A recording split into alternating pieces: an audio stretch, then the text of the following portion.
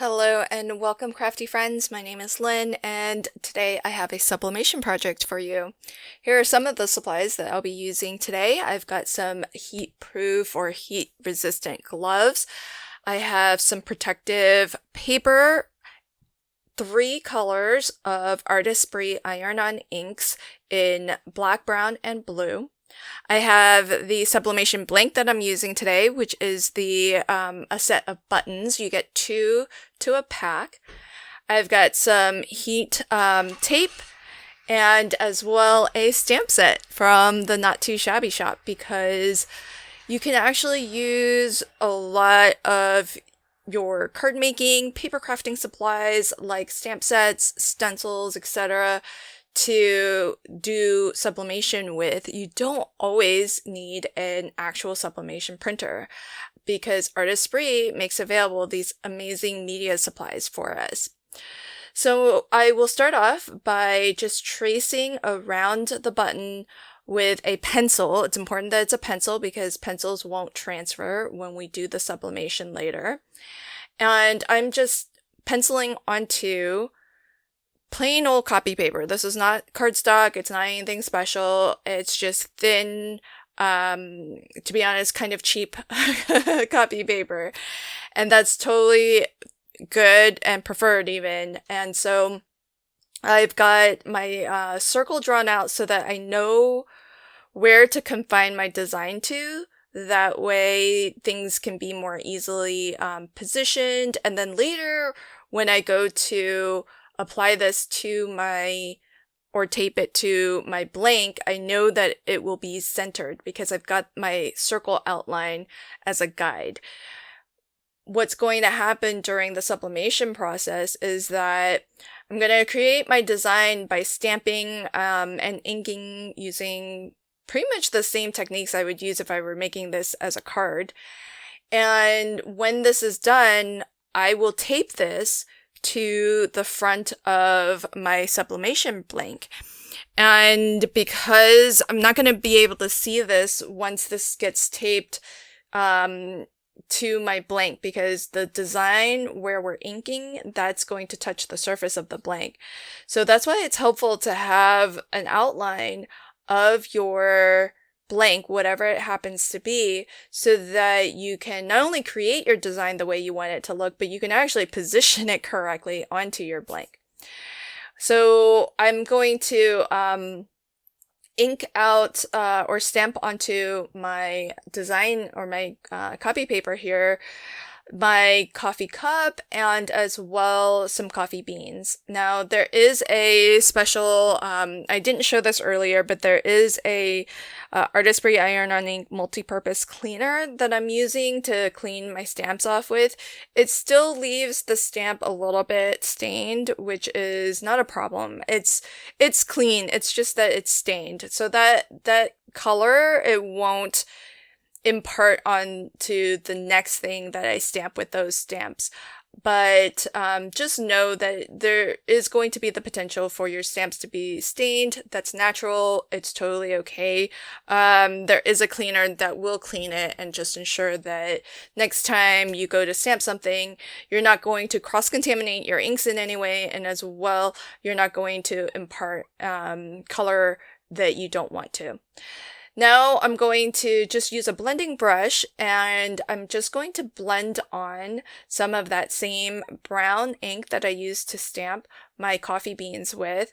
And it just kind of gives this this button a little bit more interest so that it's not just white all the way around. I want to leave the top white, but I want where at the bottom we've got the coffee beans kind of randomly scattered. I want that to be a little bit darker. Now with my coffee cup, I want to color this in, and there's a lot of different options for coloring. There are Artist Spree markers, sublimation markers, and so you could actually color this in with your markers if you wanted.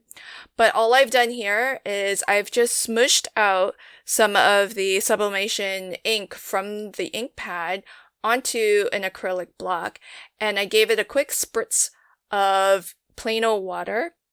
Because these are water-based inks, you can kind of watercolor with them. So all I'm doing is with a watercolor brush, I'm just painting, coloring in my mug here, and I'll color in the saucer a little bit too.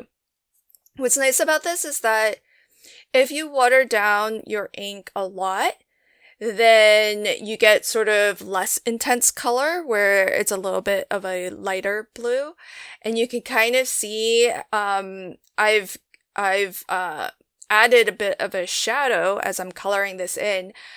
And I'm achieving that by using areas of where I've smushed out that ink onto my acrylic block. So I just pick up more of the ink that has not been diluted with water where I want it to be darker. And where I want it to be lighter, I just pick up an area of my acrylic block where I've applied more water or spritzed more water over my ink. So you can kind of control how intense the color is. And as well, this is also a good way, if you wanted, you could also combine and mix your colors too. So if you wanted to maybe make this more of a teal, you can maybe smush out some green onto your acrylic block, mix the two colors together on your block, and then paint with the new resulting color.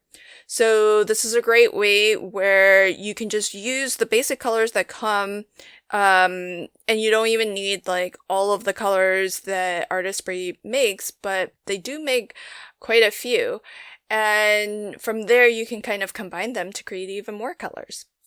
So with this completely dry now, what I will do is just trim my copy paper so that I don't have too much excess paper, and I don't have too much excess ink as well, because I do have a design that goes clear right off the edge, which I like the look of. I do like having a design that runs off the edge of my blank. It just makes it feel a little bit more organic and less kind of confined to the perimeters of the blank itself. Now here I have some protective paper, and I actually ripped off more than I need, and so I just cut this in half, but I'll use both, and that way I can kind of double up on my protective paper. Now, I forgot to mention, but it was shown, the black mat here I have is a protective mat from Artistry as well. This is really thick silicone mat that's going to protect your work surface. And finally, to actually do our sublimation and transfer this design onto the blank, we need a heat source. My heat source is going to be the HTV Ront 10 by 10. This is a really, really fabulous heat press. I love the fact that it's got, see how under the temperature, as this was warming up, you can kind of see the temperature climbing. Under that, it's got 6 pounds. And what that is an indicator of is how much pressure is being applied at the moment. And I think it's reading 6 pounds because the device itself is roughly 6 pounds. So on its own, it's going to apply a little bit of pressure just from the weight of it. The sublimation process for a button, for this button blank, is 400 degrees Fahrenheit for 75 seconds. And I've just got, this right over my button. What I'll do though before I turn off my heat press is I'm just going to take a little bit of a peek. You can kind of already tell that this has sublimated because you can see how much of the ink has sort of bled through. But you can still do a peek test to make sure that everything has transferred as you would expect. And this is why we have so many layers of protective paper, because look at the ink that's transferred onto that protective paper. If that wasn't there, that would have transferred right onto whatever else was below the blank. In this case, it was a black protective mat, but if that was something else, it might have actually permanently stained what was underneath. So here's a close-up look at our final reveal. Look at how vibrant that color is, and the shading came through as well on the cup. It all turned out so beautifully. Really love Sublimation for this reason, because it's such a trip to see the final review, because you know, it looks one way when you ink it up on the paper, but it becomes so much more vibrant once it's transferred onto the blank. Now, of course, to finish up our button, we do need to put our pin on the back. I almost forgot about that. Now, one of the tricky things that I was finding was that I really wanted to make sure that this was straight across, and it was level with the design. So what I thought I would do is take a ruler and line it up to be level from the front, and then I could match my pin so that it's nice and level on the back as well. That way, when you actually go to pin this onto like a book bag or your jacket or something, it looks nice and level. Thanks for catching my project today. I hope you enjoyed it, and I'll leave links to everything in the description box below if you want to check anything out for yourself. And until next time, happy crafting and have a fabulous day. Bye.